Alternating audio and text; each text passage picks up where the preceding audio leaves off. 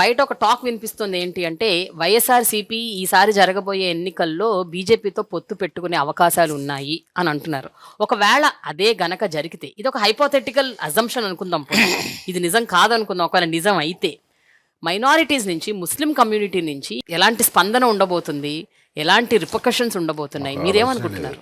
నిజంగా అండి, ఈరోజు మీరు అడిగిన ప్రశ్న ఏదైతే ఉందో ఇది ఎప్పుడైతే జగన్మోహన్ రెడ్డి గారు ప్రత్యక్ష రాజకీయాలు ఎప్పుడైతే ప్రవేశించారో మరి ఆనాటి నుంచి కూడా ఇదే ప్రశ్న ప్రతిపక్షాలన్నీ కూడా ఆనాటి నుంచే ఆయన మీద ఇదే ప్రశ్నలు లేవనెత్తడం జరిగింది. కానీ ఈనాటి వరకు కూడా మీరు చూశారా, జగన్మోహన్ రెడ్డి గారు బీజేపీతో జత కట్టింది ఎక్కడ దాఖలాలు ఎక్కడ లేవు. మరి ఇవాళ ఎవరైతే జగన్మోహన్ రెడ్డి గారి మీద ఎవరైతే నిందలు మోపుతున్నారో మరి ఆ నాయకుల పరిస్థితి ఏంటి అనేది ఒకసారి మనం ఆలోచన చేయాలి కదా. వాళ్ళ వ్యక్తిత్వం ఎలాంటిది అనేది కూడా మనం ఆలోచన చేయాలి కదా. మనకు ప్రధాన ప్రతిపక్ష పార్టీ తెలుగుదేశం పార్టీ ఏంటి, ఆయన ఎన్నిసార్లు భారతీయ జనతా పార్టీతో జత కట్టారు మనందరికీ తెలిసిన విషయం. అవకాశవాది చంద్రబాబు నాయుడు అనే వ్యక్తి అవకాశవాది. ఎప్పుడైతే ఆయన సొంతంగా ఏనాడు కూడా మరి ఆయన ఇండివిజువల్గా ఎక్కడ ఆయన స్వతహాగా పోటీ చేసిన దాఖలాలు లేవు. ప్రతి సందర్భంలో కూడా మరి ఏదో ఒక రాజకీయ పార్టీలతో పొత్తులు కలుపుకొనే మరి రాజకీయ ఎన్నికల్లో పోటీ చేసిన పరిస్థితి. మరి ఆ సందర్భంగానే మరి బీజేపీతో కలిసి పోటీ చేయడం జరిగింది.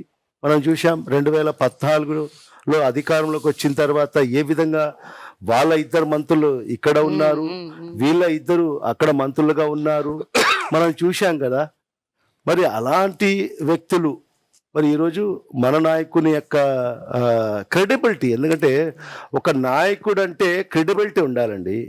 మరి ఆ క్రెడిబిలిటీ కలిగిన నాయకుడు మన ముఖ్యమంత్రి శ్రీ వైఎస్ జగన్మోహన్ రెడ్డి గారు.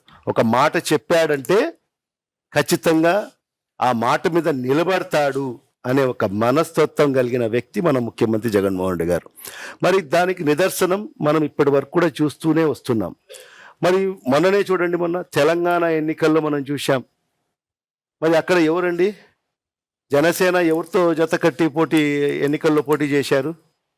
భారతీయ జనతా పార్టీతో జత కట్టి అక్కడ పోటీ చేశారు. మరి ఇక్కడ ఆంధ్ర రాష్ట్రంలో అదే జనసేన తెలుగుదేశం పార్టీతో జత కడుతుంది.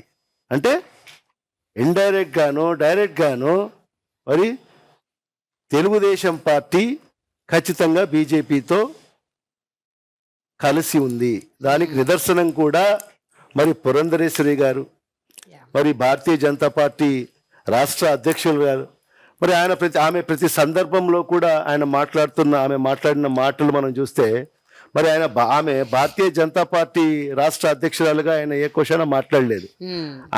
ఆమె తెలుగుదేశం పార్టీ రాష్ట్ర అధ్యక్షురాలుగా మాట్లాడిన పరిస్థితి మనం చూసాం. మరి ఇవన్నీ కూడా చూస్తే ఖచ్చితంగా చంద్రబాబు నాయుడు అనే వ్యక్తి ఖచ్చితంగా interlinked with Bharatiya Janata party. మా నాయకుడు ఒకటే మాట చెప్పారు, మేము ఎవరితో పొత్తులతో కానీ సార్ ఒక్క విషయం, రాజకీయాల అవసరాల కోసం అంటే ఇప్పుడు రాబోయే ఎన్నికల్లో ఇప్పుడు టీడీపీ జనసేన పొత్తు పెట్టుకొని 2 పార్టీలు కలిసి పోటీ చేస్తున్నాయి ఒక పార్టీకి అగేన్స్ట్గా.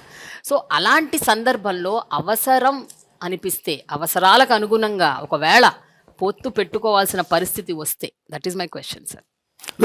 మా నాయకుడు స్పష్టంగా చెప్పారండి, ఎవరితో మా వైఎస్ఆర్ కాంగ్రెస్ పార్టీ ఎవరితో కూడా పొత్తు పెట్టుకోదు.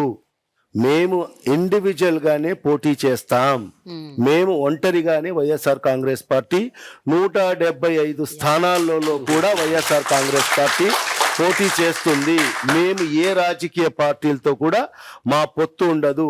మా పొత్తు ఈ రాష్ట్ర ప్రజలతో మా పొత్తు అని చెప్పి మా ముఖ్యమంత్రి గారు చెప్పారు. కాబట్టి మరి ఆ సందర్భంగా ప్రజలతోనే మా పొత్తు. మరి రేపు జరగబోయే ఎన్నికలు కూడా పేదల మధ్య పెత్తందారుల మధ్య జరగబోతుంది. పేదల పక్షాన ఉండే పార్టీ ఏదంటే వైఎస్ఆర్ కాంగ్రెస్ పార్టీ. మరి ఈరోజు పెత్తందారులకు కొమ్ము కాస్తున్న పార్టీ ఏదంటే తెలుగుదేశం, జనసేన, ఇతర తోక పార్టీలన్నీ కూడా ఈరోజు పెత్తందారులకు కొమ్ము కాస్తున్నారు.